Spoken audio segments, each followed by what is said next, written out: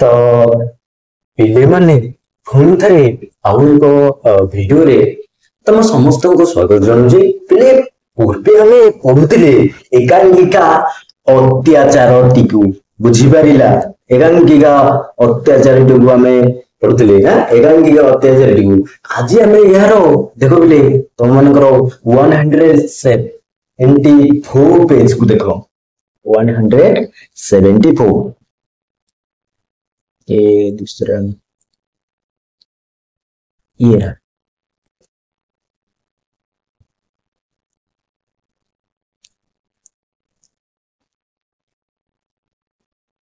ପୂର୍ବୋଧ୍ୟାୟରେ ଆମେ ପ୍ରଥମ ଦୃଶ୍ୟଟିକୁ ଦେଖିଲେ ଏବଂ ଏଥିରେ ଆମେ ଦେଖିଲେ ଯେ ନିଜ ସ୍ତ୍ରୀ ବନମାଳା ଦେବୀଙ୍କ ଦ୍ୱାରା ବ୍ରଜବାବୁ ଅତ୍ୟାଚାରିତ ହୋଇଛନ୍ତି ଏବଂ ନିଜର ଚାକର ସାନ ଭାଇ ଏବଂ ବୁଲୁର ଟ୍ୟୁସନ ମାଷ୍ଟର ମଧ୍ୟ ତାଙ୍କୁ ଅବଜ୍ଞା କରିଛନ୍ତି।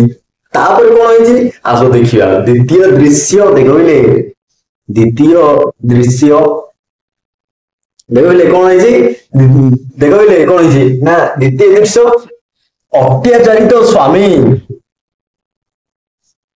संघर ऑफिस घरे सॉरी ऑफिस घर टेबुल निकट रे बसी बसी कार्यरत विनोद बाबू कांथरे गोटे घंटा सॉरी कांथरे गोटे पट्टा झुलुची। देखो बिले स्क्रीन को देखो पट्टा झुलुची, बुझी परिला?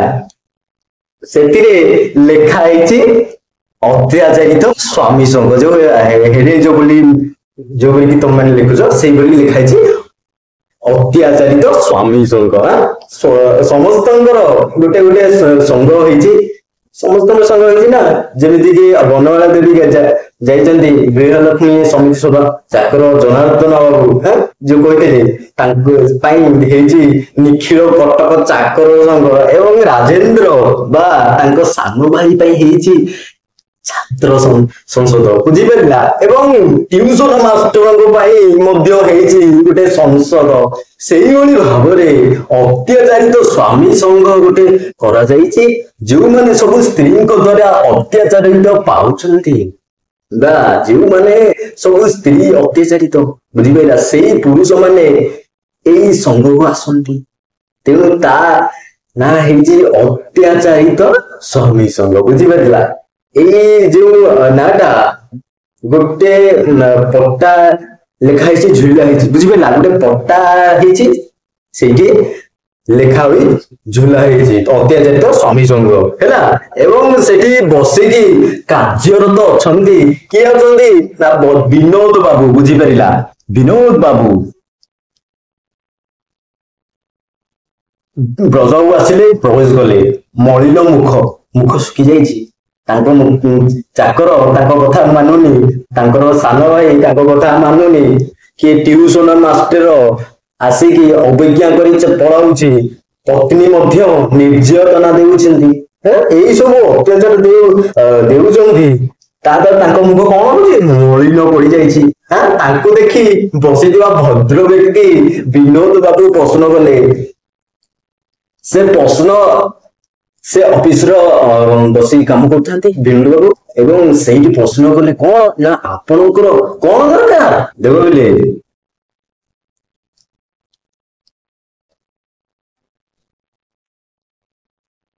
ଆପଣଙ୍କର କଣ ଦରକାର? ବିନୋଦ ବାବୁ କଣ କହୁଛନ୍ତି ଆପଣଙ୍କର କଣ ଦରକାର? ରଜକୁ କହିଲେ ଆଜ୍ଞା ମୁଁ ଜଣେ ଅତ୍ୟାଚାରିତ ସ୍ୱାମୀ। ବିନୋଦ ବାବୁ କହିଲେ ଓ ବସନ୍ତୁ ବସନ୍ତୁ, ଆପଣଙ୍କ ନାମ? ବ୍ରଜବାବୁ କହିଲେ ବ୍ରଜ ବିହାରୀ ପତି, ବୁଝିପାରିଲା? ଦେଖ ବିରେ ବ୍ରଜବାବୁ କହିଲେ ବ୍ରଜ ବିହାରୀ ପତି। ଦେନ୍ ବିନୋଦ ବାବୁ କହିଲେ କଣ କରନ୍ତେ? ବ୍ରଜବାବୁ କହିଲେ ଡେପୁଟି। ବିନୋଦ ବାବୁ କହିଲେ ଓ ବୁଝିଲି। ବ୍ରଜବାବୁ କହିଲେ କଣ ବୁଝିଲେ ଆଜ୍ଞା? ତାପରେ ଦେଖ ବିଲେ ଇଏ କଣ କରୁଛନ୍ତି? ବ୍ରଜବାବୁ କହୁଛନ୍ତି କଣ ବୁଝିଲେ ଆଜ୍ଞା, ବୁଝିପାରିଲା? ବିନୋଦ ବାବୁ କହିଲେ କାହିଁକି ଆପଣ ସ୍ତ୍ରୀ ଉପରେ ଅତ୍ୟାଚାରିତ ବର୍ତ୍ତମାନ ମୁଁ ବୁଝିଲି। ବ୍ରଜବାବୁ କହିଲେ କାହିଁକି କରନ୍ତି? ବିନୋଦ ବାବୁ କହିଲେ ତାପରେ ଜାଣିବ ଆମର ଜଣେ ସାଇକେଟ୍ରିଷ୍ଟ ଅଛନ୍ତି ଦେଖ ବିଲେ ପରେ ଜାଣିବ ବ୍ରଜବାବୁ କହୁଛନ୍ତି କାହିଁକି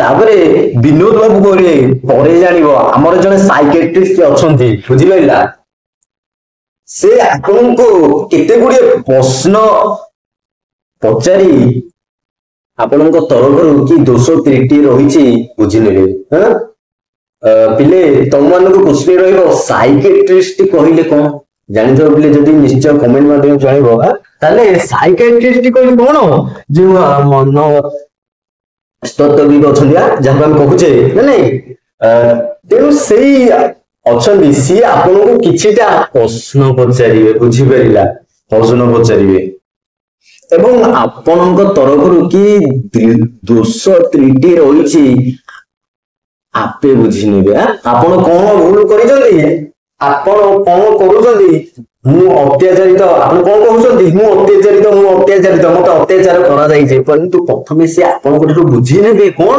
ଆପଣଙ୍କ ଦୋଷ ତ୍ରୁଟି ରହିଛି କି ନାହିଁ ତାପରେ ଚିକିତ୍ସା କରିବେ ବ୍ରଜ କହିଲେ ଆପଣ ଏ ସଂଘରେ କି କାର୍ଯ୍ୟ କରନ୍ତି ଆପଣ ତ ଏଠି ଚେୟାର ପକେଇ ବସିଛନ୍ତି ଆପଣ ଏଠି କି କାର୍ଯ୍ୟ କରନ୍ତି ବିନୋଦ ବାବୁ କହିଲେ ଦେଖ ବିଲେ ବିନୋଦ ବାବୁ କହୁଛନ୍ତି ମୁଁ ଏ ସଂଘର ସମ୍ପାଦକ ବୁଝିପାରିଲା ମୁଁ ଏ ସଂଘର ସମ୍ପାଦକ ବୁଝିଲି ତେବେ ମୋ ବିଷୟଟା ଟିକେ ଶୀଘ୍ର ବୁଝି ଦିଅନ୍ତୁ ତେବେ ବିନୋଦ ବାବୁ କହିଲେ ଆପଣଙ୍କୁ 100 ଟଙ୍କା ଫିସ୍ ଦେବାକୁ ପଡିବ ବ୍ରଜବାବୁ ସାଙ୍ଗେ ସାଙ୍ଗେ ପକେଟରୁ ବାହାରି କଲେ 100 ଟଙ୍କା ବାହାରି କଲେ କହିଲେ ନିଅନ୍ତୁ ଆଜ୍ଞା ଏଇ ସଙ୍ଗେ ସଙ୍ଗେ ନିଅନ୍ତୁ 100 ଟଙ୍କା ପରନ୍ତୁ ମୋ ବିଷୟଟା ଟିକେ ଆଗେ ବୁଝି ନିଅନ୍ତୁ ବିନୋଦ ବାବୁ କହିଲେ ବିନୋଦ ବାବୁ କଣ କଲେ ଟଙ୍କା ନେଇ କଲିଂ ବେଲ୍ ଚିପିଲେ କଲିଂ ବେଲ୍ ବଟନରେ ପ୍ରେସ୍ କଲେ କଣ ହେଲା କ୍ରିଂ କ୍ରିଂ ଶବ୍ଦ ହେଲା ଦେନ୍ ଜଣେ ଚପରତିଆ ଆସିଲା ବୁଝିଲା ଚପରାସି ଆସିଲା ପିଅନ ଆସିଲା ଏବଂ ତାପରେ ବ୍ରଜବାବୁ କହିଲେ ଶିବରାମ ବାବୁଙ୍କୁ ଟିକେ ଡାକିଦବୁ ଶିବରାମ ବାବୁଙ୍କୁ ଡାକିଦେଲୁ ଗୋଟେ ତାପରେ ଚପରାସି ଗଲା ପିଅନ ସେଠୁ ଗଲା ଏବଂ ଶିବରାମ ବାବୁଙ୍କୁ କିଛି ସମୟ ପରେ ଆସିଲେ ପରୀକ୍ଷାରେ ଆସିଲେ ଶିବରାମ ବାବୁଙ୍କର ବିଷୟରେ ଆଲୋଚନା କର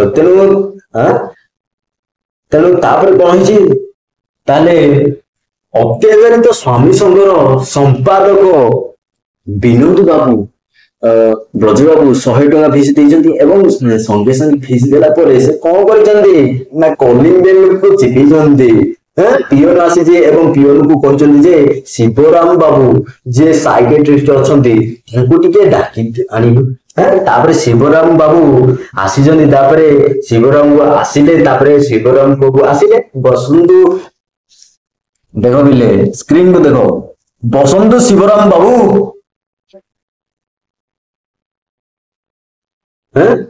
ବିନୋଦ ବାବୁ କହୁଛନ୍ତି ଯେ ବିନୋଦ ବାବୁ କହୁଛନ୍ତି ଯିଏ ସେକ୍ରେଟାରୀ ଅଛନ୍ତି ସ୍ୱାମୀ ସଂଘର ଇଏ ହଉଛନ୍ତି ଶ୍ରୀ ବ୍ରଜବିହାରୀ ପ୍ରତି ଡେପୁଟି ମାଜିଷ୍ଟ୍ରେଟ ବିନୋଦ ବାବୁ ତାଙ୍କର ଇଶାରା ଦେଇ କହୁଛନ୍ତି ଇଏ ହଉଛନ୍ତି ଶ୍ରୀ ବ୍ରଜବିହାରୀ ପ୍ରତି ଡେପୁଟି ମାଜିଷ୍ଟ୍ରେଟ ଅତ୍ୟାଚାରିତ ସ୍ୱାମୀ ଇଏ ହଉଛନ୍ତି ଜଣେ ଅତ୍ୟାଚାରିତ ସ୍ୱାମୀ ତାଙ୍କୁ ଟିକେ ପରୀକ୍ଷା କରନ୍ତୁ ଲେଖା ଲେଖିରେ ମନ ଦେଲେ କିଏ ବିନୋଦ ବାବୁ କଣ କରିଛନ୍ତି ଦେଖଥା ଶିବରାମ ବାବୁ କହିଛନ୍ତି ଯେ ତାଙ୍କୁ ଟିକେ ଦେଖନ୍ତୁ ଇଏ ହଉଛନ୍ତି ବ୍ରଜ ବାବୁ ଯିଏକି ତାଙ୍କ ସ୍ତ୍ରୀଙ୍କ ଦ୍ଵାରା ଅତ୍ୟାଚାରିତ ସେ ଆସିଛନ୍ତି ଏବେ ତାଙ୍କୁ ଟିକେ ଦେଖା ଦେଖି କରନ୍ତୁ ତାପରେ ନିଜ କାମ ନିଜେ ବ୍ୟସ୍ତ ରହିଲେ କି ଶିବ ବାବୁ ବ୍ୟସ୍ତ ରହିଲେ କାମରେ ଲେଖିଲେ ବାରେ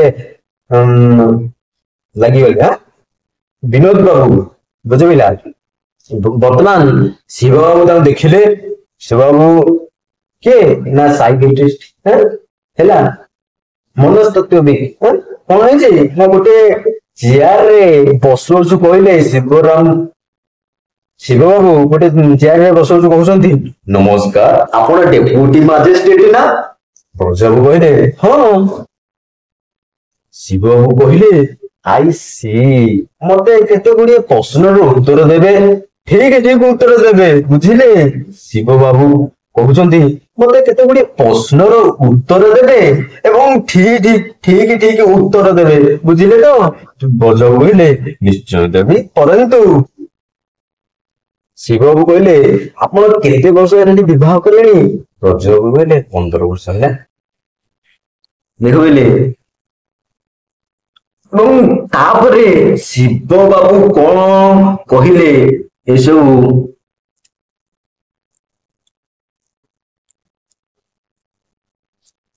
ହେଲେ ପରବର୍ତ୍ତୀ ସମୟରେ ଆଲୋଚନା କରିବା, ଠିକ ଅଛି? ତାହେଲେ ଆଜି ପାଇଁ ବାସ୍ ଏତିକି।